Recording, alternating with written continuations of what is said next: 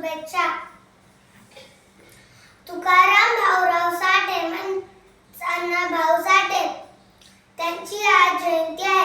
1 August 1920 रोजी सातारा वाळवा तालुक्यात त्यांचा जन्म झाला होता.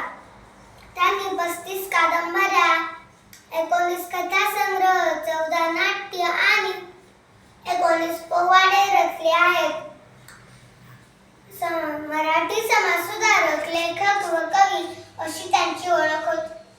आज या प्रसंगी मी तुम्हाला एक प्रेरणादायक कविता सादर करीत आहे.